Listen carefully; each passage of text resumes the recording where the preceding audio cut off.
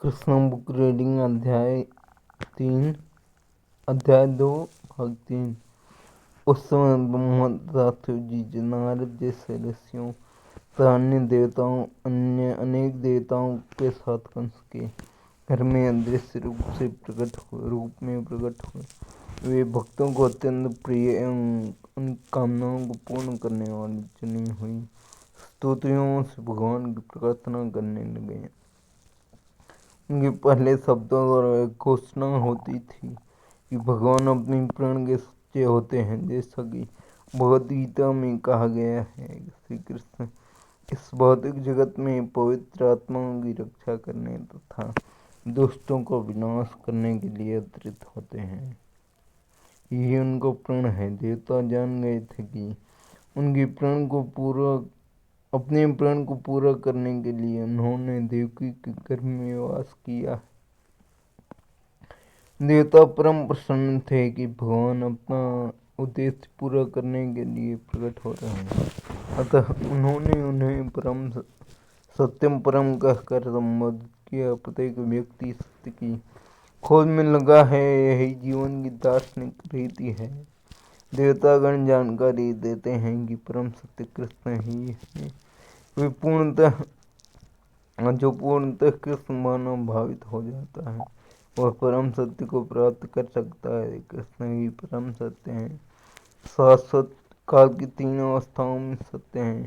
सापेक्ष सत्य नहीं, काल भूत वर्तमान तथा भविष्य में भाजित है। भौतिक जगत में प्रत्येक वस्तु परम काल द्वारा भूत वर्तमान तथा भविष्य के द्वारा नियंत्रित हो रही है। हिंदू सृष्टि के पूर्व कृष्ण विद्यमान थे तथा भविष्य के द्वारा सृष्टि के हो जाने पर प्रत्येक वस्तु कृष्ण पर आश्रित है, और जब यह सृष्टि समाप्त होगी तो भी कृष्ण बचे रहेंगे। अतः वे सभी परिस्थितियों में परम सत्य हैं। यदि भौतिक जगत में सत्य है तो यह परम से उद्भूत है। यदि इस भौतिक जगत में कहीं वैभव है तो इसके स्रोत कृष्ण ही हैं। यदि संसार में कुछ ख्याति है तो कृष्ण ही इसकी कारण है। यदि संसार में कोई बल शक्ति है तो इस शक्ति के कारण कृष्ण है। यदि संसार में कोई ज्ञान है तथा शिक्षा है तो उसके कारण कृष्ण है। इस तरह कृष्ण सारे अन्य सत्यों के स्रोत हैं। यह भौतिक के 5 प्रमुख तत्व पृथ्वी, जल, अग्नि, वायु तथा आकाश से बना हुआ है, और ये सारे तत्व कृष्ण से ही उद्भूत हैं। भौतिक विज्ञानी इन 5 मूल तत्वों को भौतिक प्रकृति की सृष्टि का कारण मानते हैं। ये सारे तत्व अपनी स्थूल तथा सूक्ष्म अवस्थाओं में कृष्ण द्वारा ही उत्पन्न है। इस भौतिक जगत में कार्यरत समस्त जीव भी उनकी तटस्था शक्ति के प्रतिफल हैं। भगवद गीता के 7वें अध्याय में स्पष्ट कहा गया है कि यह सारा संसार कृष्ण के इस परा तथा परा नामक 2 प्रकार की शक्तियों का युग है। जीवात्माएं भगवान की पराशक्ति हैं और निर्जीव भौतिक तत्व अपराशक्ति हैं। सुप्तावस्था में प्रत्येक वस्तु कृष्ण में समाहित रहती है। देवतागण भौतिक प्रकृति के विश्लेषण अध्ययन द्वारा भगवान के परम रूप की सादर प्रार्थना करते रहे। यह भौतिक प्रकृति क्या है? यह एक वृक्ष के समान है। वृक्ष भूमि पर खड़ा रहता है, इसी तरह भौतिक प्रकृति रूपी यह वृक्ष प्रकृति रूपी भूमि पर खड़ा है। भौतिक प्रकृति की तुलना वृक्ष से की जाती है, क्योंकि समय आने पर वृक्ष को काट लिया जाता है। वृक्ष का अर्थ है वह जो अंततः काट लिया जाएगा। अतः भौतिक प्रकृति का यह वृक्ष परम सत्य नहीं माना जा सकता, क्योंकि इस पर काल का प्रभाव पड़ता है, किंतु कृष्ण का शरीर शाश्वत है। वे भौतिक प्रकृति सृष्टि के पहले भी विद्यमान थी, भौतिक जगत के अस्तित्व में होने पर भी विद्यमान है, और जब इसका विलय हो जाएगा तब भी वे विद्यमान रहेंगे। अतः केवल कृष्ण को ही परम सत्य माना जा सकता है।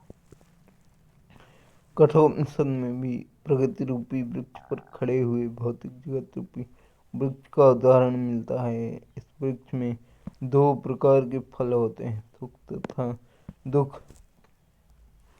शरीर रूपी वृक्ष में रहने वाले प्राणी दो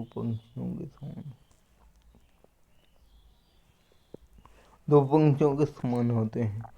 एक पंक्ति कृष्ण का अंतर्यामी स्वरूप है जो परमात्मा कहलाता है, और दूसरा पंक्ति है जीव इस भौतिक जगत के फलों को खा रहा है।